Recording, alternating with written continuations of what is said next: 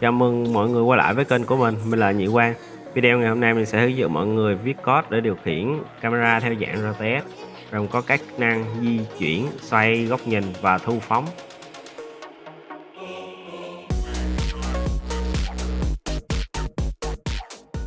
Để dễ hình dung thì bây giờ mình sẽ giải thích những việc cần thực hiện. Mình sẽ chia cái màn hình này ra làm đôi. Thì cái phần màn hình bên trái mình sẽ kích vào đây để cho nó chuyển thành góc nhìn camera, còn phần bên phải mình sẽ di chuyển trực tiếp trên camera này. Thì khi các bạn kéo trục X và trục Z, ở đây nó có màu sắc và tên, thì màu đỏ chính là trục X, màu xanh da trời chính là trục Z. Thì di chuyển camera có phải là di chuyển trục X và trục Z không? Đó là phần di chuyển. Kế tiếp là xoay camera, thì mình sẽ xoay theo trục Y như thế này, nhưng mà xoay trực tiếp trên camera lại không đúng, bởi vì khi xoay trực tiếp trên camera thì nhân vật sẽ bị xoay ra khỏi màn hình. Giờ mình muốn camera xoay xung quanh nhân vật, thì để làm được điều này mình sẽ tạo mới một node 3D. Sau đó mình sẽ kéo camera vào node 3D này, thì bây giờ camera nó sẽ trở thành con của node 3D. Thì nó cũng giống như Blender thôi, nó sẽ kế thừa được các thuộc tính của thằng cha. Ở đây mình tích lại cái góc nhìn. Bây giờ mình sẽ điều khiển bằng node 3D này, di chuyển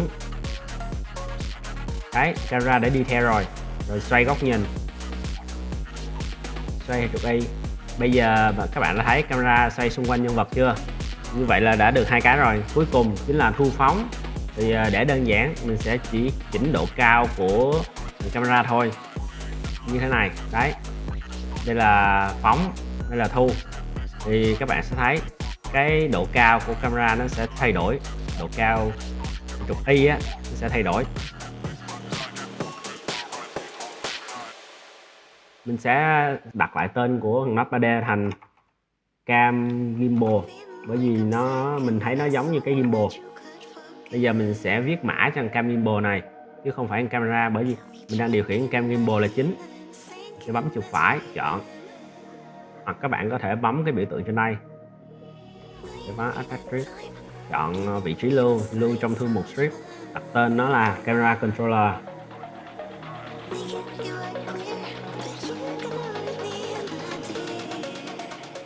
Sau đó tạo mới.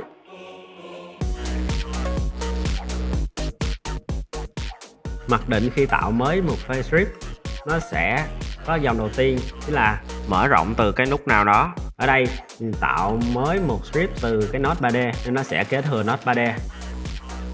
Hiện tại mình không cần cái hàm ready này, mình chỉ cần hàm reset thôi, bởi vì mình muốn di chuyển camera mà di chuyển á, thì nó sẽ chạy mở RAM. Bây giờ mình tiếp tục phân tích tiếp. Thì để viết cái lệnh di chuyển thì mình cũng phải, đầu tiên mình sẽ nhận tín hiệu điều khiển. Thì mình sẽ điều khiển bằng bàn phím bằng cách bấm phím ADWS. Mình sẽ vào Project Setting, chỗ Input Map. Ở đây nó trống trơn, mình sẽ add thêm các phím mới như phím A, D, W và S. Như vậy mình đã khai báo 4 phím này rồi. Các bạn tắt bản này đi.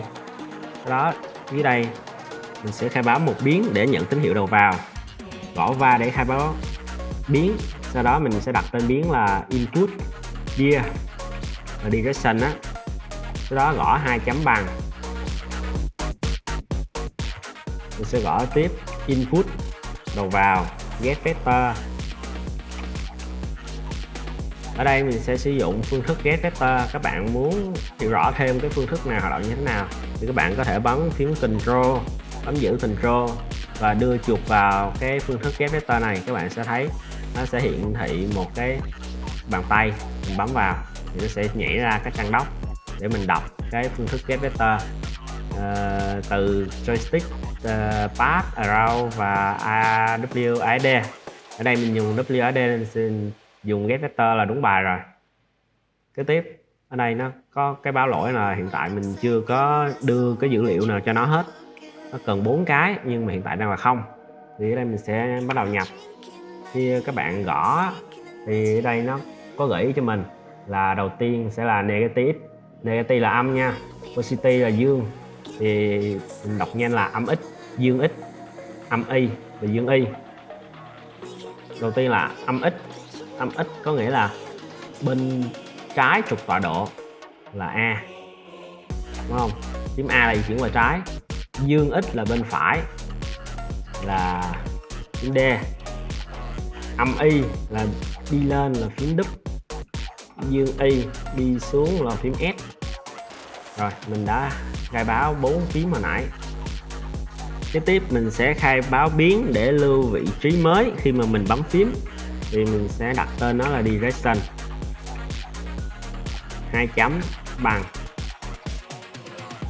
Thì cái vị trí mới này nó sẽ có giá trị cell.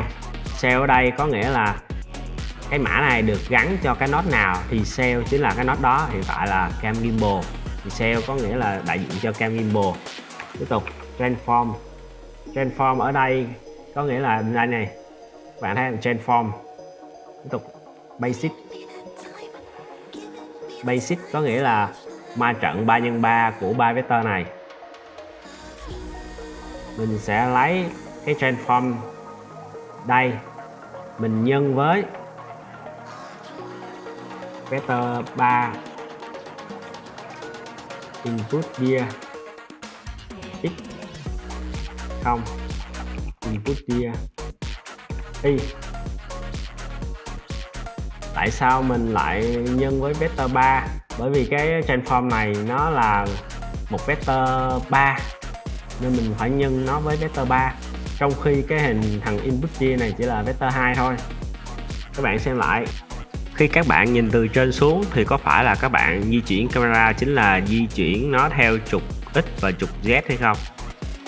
Nên vì vậy mình sẽ nhân trục X của input year với trục X của transform và nhân trục Y của input year với trục Z của transform, còn trục Y mình không có đụng tới. Cuối cùng là normalizer. Còn các bạn muốn hiểu rõ chi tiết hơn á, thì các bạn có thể bấm Ctrl và bấm chuột trái vào đây. Đây, nó sẽ giải thích kỹ càng hơn cho mình. Các bạn có vị trí mới sau khi bấm phím rồi, nhưng mà camera của mình vẫn chưa di chuyển.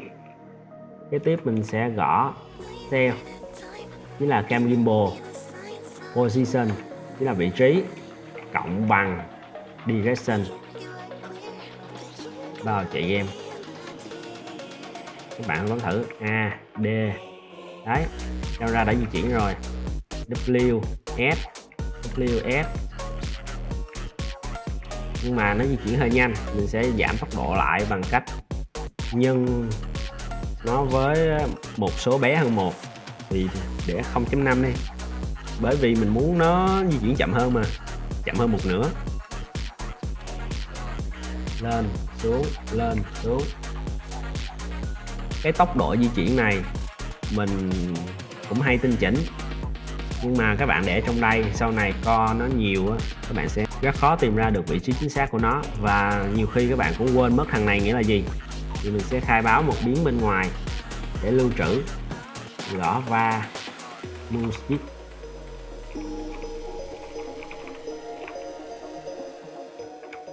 Rồi mình sẽ đặt loại dữ liệu, kiểu dữ liệu là 0.5 là float, mình sẽ đặt kiểu dữ liệu float bằng 0.5. Các bạn nên nhớ đặt kiểu dữ liệu để sau này đỡ bị lỗi. Cái 2 chấm bằng ở đây nó sẽ tự những cái kiểu dữ liệu bên đây luôn. Đấy. Hoặc không thì các bạn cũng có thể tự set nó bằng tay. Ví dụ như cái thằng input get vector này nó sẽ trả về giá trị này là vector 2, đúng không? Thì các bạn chỗ này các bạn gõ vector 2. Đấy, nó cũng không báo lỗi bởi vì chính xác. Còn cái thằng transform này á, nó là vector 3 mà, chỗ này các bạn khai báo là vector 3. Đấy, cũng được. Hoặc đơn giản hơn thì để mặc định 2 chấm bằng như thế này.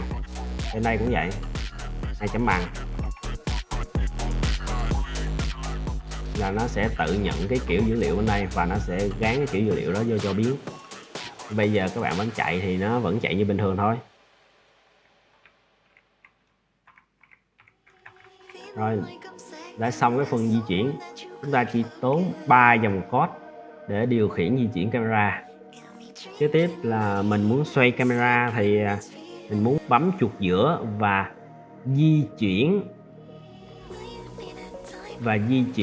để cho nó xoay camera như thế này. Mình tiếp tục khai báo phím thì chuột giữa mà mình sẽ gõ là M click S. Rồi vào đây các bạn chỗ mouse button, các bạn tìm cho mình cái chuột giữa đây, middle mouse button, bấm. Ok, đó mình đã khai báo xong chuột giữa. Lần này mình sẽ sử dụng một hàm mới, đó là hàm input event. Hàm này nó chuyên nhận các tín hiệu từ đầu vào, bàn phím, chuột, joystick gì đó. If input y action red m click. Dòng này nghĩa là nếu cái tín hiệu đầu vào là tín hiệu nhấn phím chuột giữa, thì mình sẽ gọi tiếp một điều kiện. Nếu sự kiện là hành động di chuyển chuột, đây input event motion có nghĩa là hành động di chuyển chuột.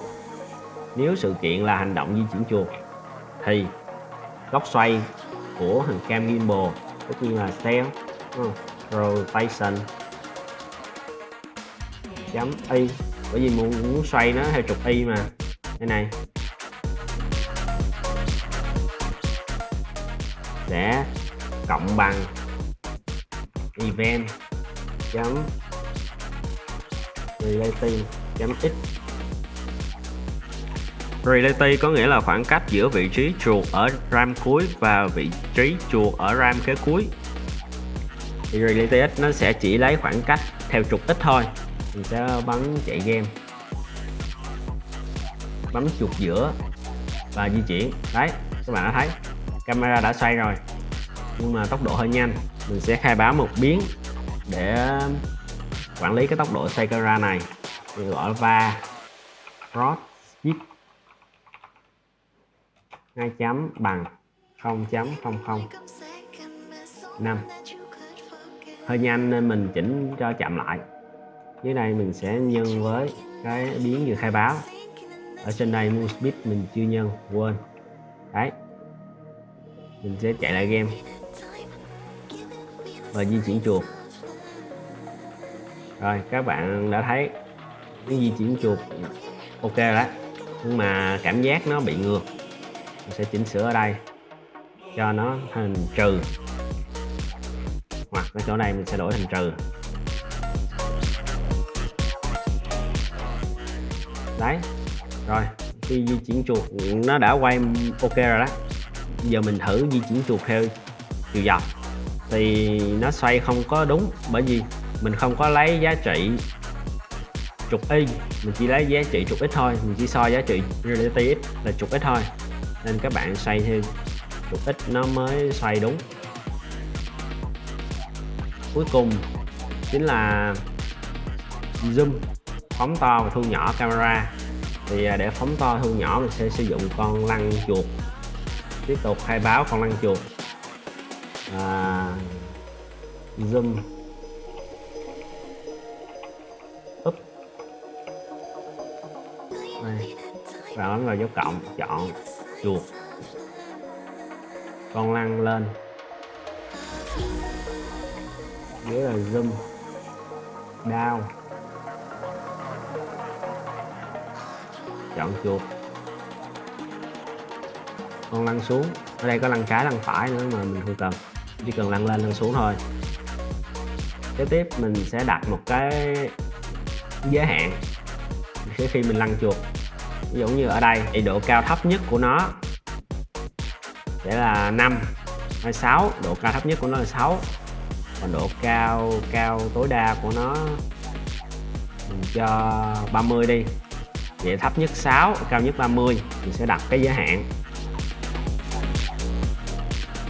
khai báo một cái giới hạn là zoom RAM. Mình sẽ sử dụng dictionary để lưu trữ. Min bé nhất của mình là 6, max của mình là 30. Mình sẽ tiếp tục viết co ở hàm input là nếu input y action red zoom up, mình sẽ kéo camera này vào đây, rồi mình sẽ lấy giá trị là position y cộng bằng một giá trị nào đó, ví dụ cho bằng 3 đi. Mình sẽ chạy co để kiểm tra.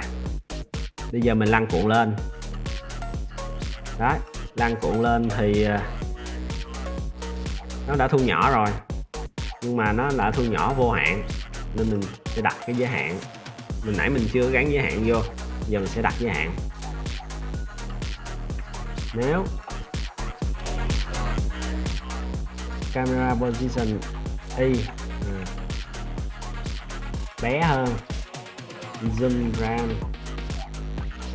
max thì nó mới zoom. Mình sẽ copy để thay thế zoom down.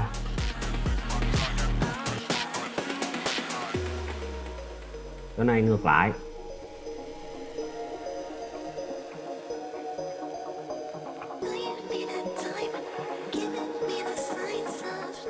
Nó lắm chạy game. Zoom. Di chuyển. Xoay. Rồi, hoạt động ok rồi. Cái chỗ zoom hơi ngược mình sẽ sửa lại.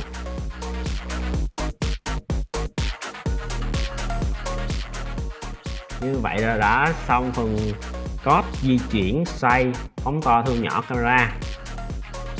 Nhưng mà có điều nó di chuyển khá là cứng, không được mượt. Như bạn thấy nó khựng, nó không được mượt.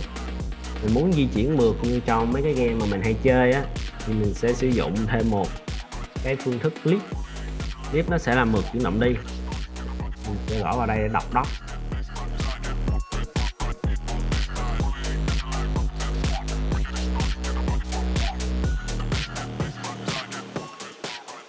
Hiểu đơn giản thì clip có tác dụng tạo ra một giá trị trung gian từ from đến to dựa vào khoảng thời gian queo.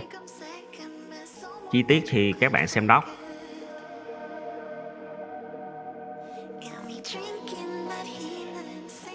Thì bây giờ mình sẽ ứng dụng cái clip đó vào trong code.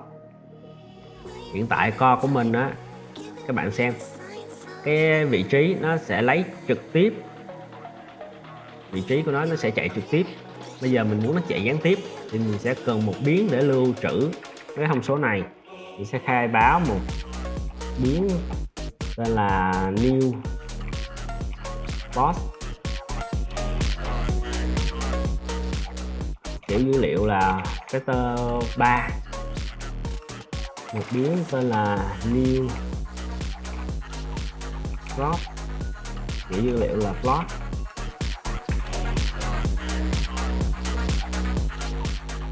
Đây mình sẽ sửa lại style position, mình sẽ gắn nó vào new post.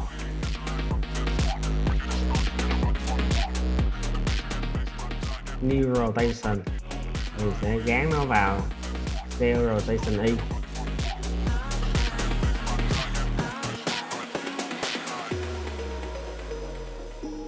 Mình cần thêm một cái biến new zoom nữa. New zoom, kiểu dữ liệu của nó sẽ là, ở đây mình lấy là position y thì nó sẽ là plot. Đấy. Ở đây mình sẽ bắt đầu viết mã mới. sẽ ghi chú nó là smoothing movement.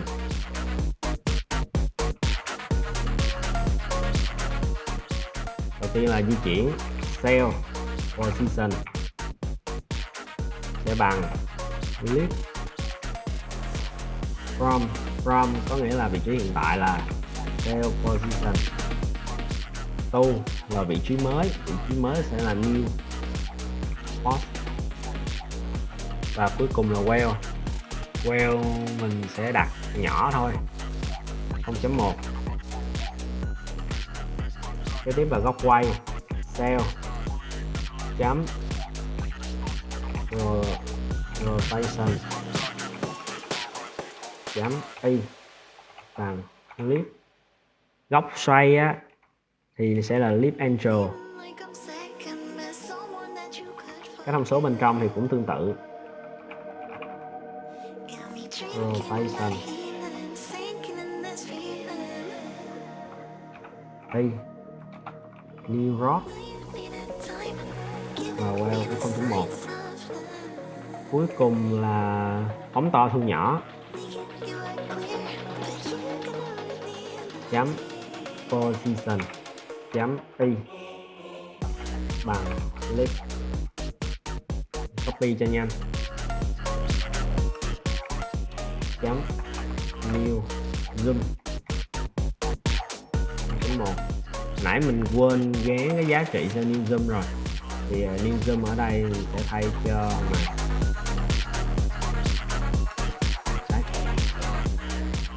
ở đây nó cũng có thông số này, thì mình sẽ khai báo biến riêng cho nó là zoom x chấm bằng 3 thay cho 3. Ở đây cũng có một cái thông số lặp lại này là well của hàng lít, thì mình sẽ khai báo biến cho nó luôn là lít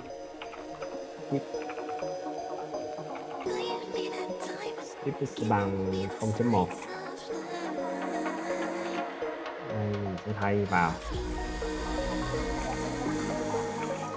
Rồi mình sẽ chạy lại game.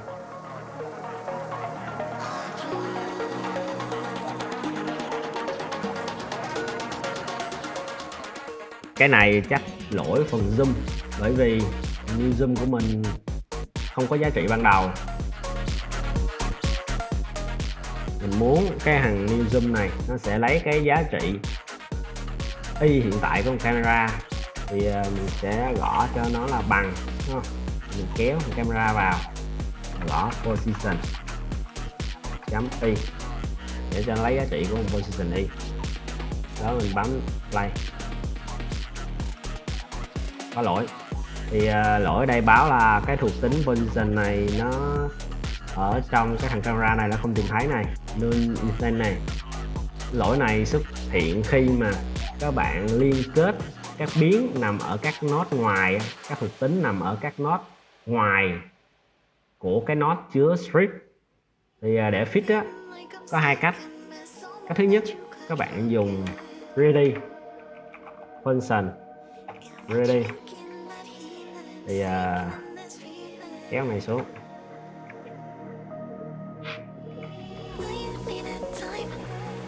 Đây. Các bạn dùng cái hàm ready này để set cái giá trị camera này vào new zoom. Đấy, không có lỗi. Còn một cách khác đơn giản hơn, đó chính là cái đoạn đầu trước mình va, các bạn gọi cho mình onReady onReady, thì cái hàng ready này, onReady này nó sẽ thay thế cho cái hàm ready bên dưới. Bây giờ các bạn chạy lại, đó, đã không lỗi rồi. Rồi bây giờ khi mà các bạn di chuyển á, này mình bấm D thả ra, các bạn có thấy độ mượt không? Đó, thả ra.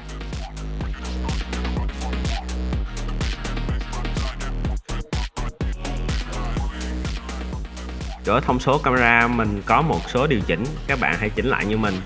Thì cái phần transform vị trí á, các bạn chỉnh cho mình là độ cao y của camera là 30. Z là 17. Sau đó mình không sử dụng cái thông số Y của camera để điều chỉnh độ thu phóng nữa, mà mình sẽ sử dụng một cái thông số của nó là FOV. Thì mình sẽ sử dụng cái thông số này để thu phóng. Tối thiểu mình sẽ thu đến 8 và tối đa mình sẽ phóng tới 80. Thì qua đây mình qua vận động điều chuyển qua mã, mình sẽ sửa lại min của nó là 8, max của nó là 80, và cái position Y này mình sẽ bấm Ctrl R thay thế thành FOV. Bạn bấm replay, sau đó chạy lại game.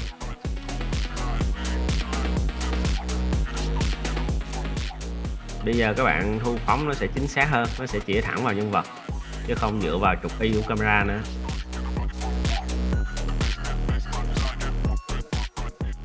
Chỗ FOV mặc định mình sẽ để là 40. Rồi, như vậy là xong.